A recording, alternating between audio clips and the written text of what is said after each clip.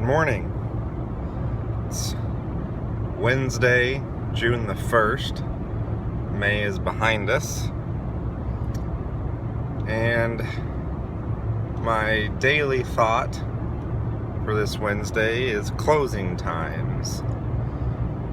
There's a song in the 90s. I mean, that's when the best music was. Here in 40 years, we're going to be talking about how great the Backstreet Boys are, like people now talk about the Beatles, right? Yeah. And there's a song from the 90s that goes, closing time, you don't have to go home, but you can't stay here. And then the very last line of the song is, every new beginning comes from some other beginning's end. Which I think is just very poetic. Said goodbye to the house I've been living in the last 9 years yesterday. And I think it's a good time for reflection on closing times. Talk with a great friend about how sometimes good things have to end so that even better things can come about. And I think that's absolutely true, and that's exactly where God leads us. We have to have something in order for something new to begin. You have to prune a flower or a fruit-bearing tree in order to see it bear more fruit. And so while it's sad to be leaving my home, I know that I'm leaving it because there's greater things planned. It also gave me a chance to reflect on what our message is to people. And so I think it's a good time right now, this second, right after you're done with this video, think about what people think of you and what people would say you always talk about. I saw a poll on Facebook. It was, ask your significant other these questions and then write down their first response. And it's like, what do I always say?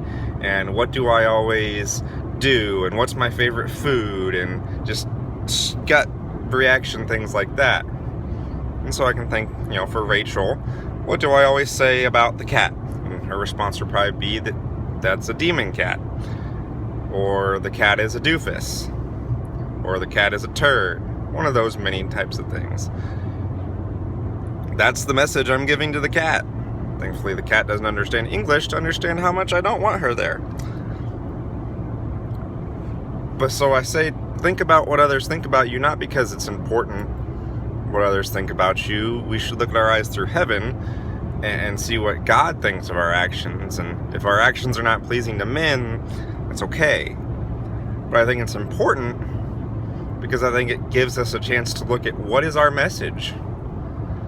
You may say, oh, I love my brother so very, very much. My brother's dear to me.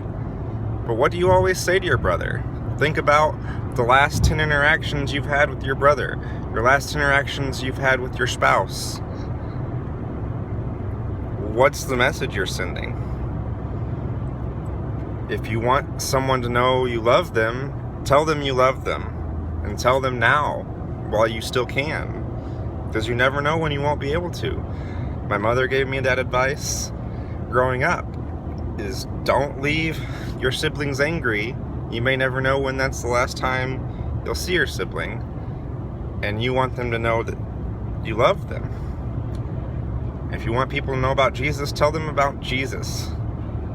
Don't criticize them. And I say this as a very self-condemnation thing because I can think about several people. I can think about Rachel, and it's like, man, I love her with all my heart, but I don't show it always. And we show it with not just our words, which we definitely show it with.